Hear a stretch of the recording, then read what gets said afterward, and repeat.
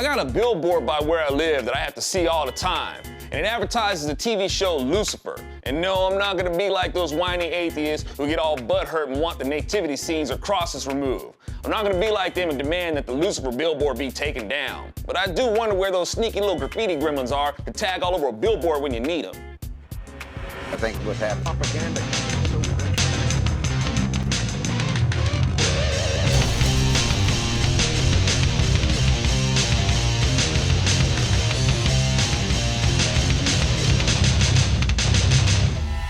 Like I said, I don't have a hankering to push to get the TV show canceled or anything like that.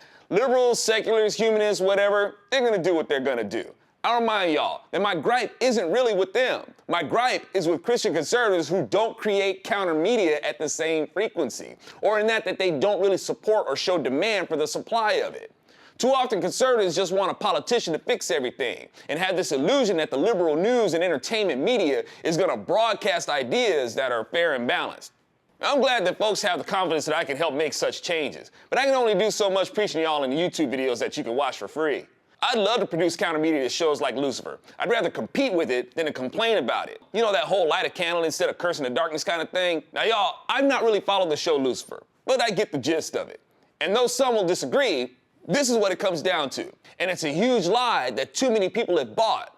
And the lie is that you can redeem yourself. Now, while Lucifer is supposed to be so smart in the show, he doesn't demonstrate it. He's gonna go through this whole exercise of doing the right thing when the series could have been over in one episode if Lucifer really wanted redemption. The only act that Lucifer can do to be redeemed is to humble himself before the only true Redeemer and Savior, Jesus Christ.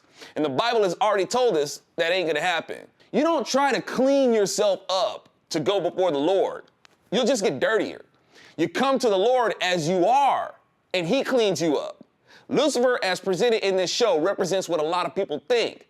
You can redeem yourself. That in itself is pride talking. And pride was the cause of Lucifer's fall in the first place. And y'all, I know this is a fictional show based on what they've gathered from a real angel. And many people don't see the harm in it. But the Bible tells you right from the beginning that the devil works in subtleties. He suckers people into seeing no harm in what he's presenting. That's what happened with Eve. Satan accused God of holding out on Eve. He subtly tapped onto that feminist nerve and seized her interest in satisfying her pride. And Adam gave no contest. He didn't compete. He gave no challenge. He didn't look to the Lord to fortify him with a way to challenge the devil's influence. It should have been easy for Adam to be like, baby, we heard it straight from God himself how this is gonna go down. We get to enjoy all the fruits of this garden, and you're gonna be suckered by this one? We're immortal, and you're about to let this joker sucker you out of that. The whole universe is our backyard, baby, and you're gonna let this worm trick you out of it? See, y'all, Adam didn't sell it. He didn't even make a move to sell appreciation for life to his wife and let Satan deal death to them both. And that's the problem with too many conservatives. You sit there and let liberals sell death while you're not selling appreciation for life. And then like Adam, after the deed is done, you complain about it when you should have been competing. But I'm very happy about movies like Risen coming out. I'm like, yes, that's what I'm talking about. Keep it coming. I'm thankful for productions like the Gosling movie coming out soon. I'm like, yes, keep it coming. And a lot of y'all supported it. You demonstrated demand. You helped fund it. You didn't wait for liberal Hollywood to come around to making it. You decided to compete with the liberal narrative. You showed that you're not just a population of consumers, but investors who aren't just on the sidelines, you're out in the field. You may not have the creative fortification, but you see the value of supporting those who do. We need more of that. Let's quit complaining about what's happening with America and start competing with those who are selling poison.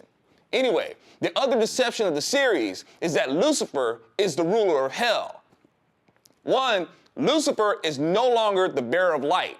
He's a masquerader of light at best. He is now Satan, the accuser, the slanderer. And Satan does not rule hell. He never has. He never will. Satan has no throne amidst fire to look forward to, only chains. The lake of fire is not his place of rule. It's his place of ruin, and he will have no more authority over anybody else there. He'll be laid as low as the rest who are also too prideful to acknowledge God, the iniquity that brought upon Lucifer's fall in the first place. The show does the same thing that the Quran does. It creates sympathy for the devil. But once again, y'all, although I don't agree with the show, I understand a desire to produce creative media based on what they've gathered from whatever sources they've built the story on. It's fascinating stuff, and they're selling their ideas.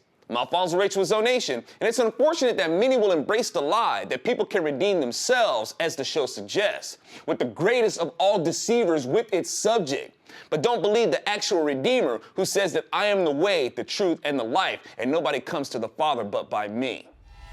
And you're gonna let this worm trick you out of it?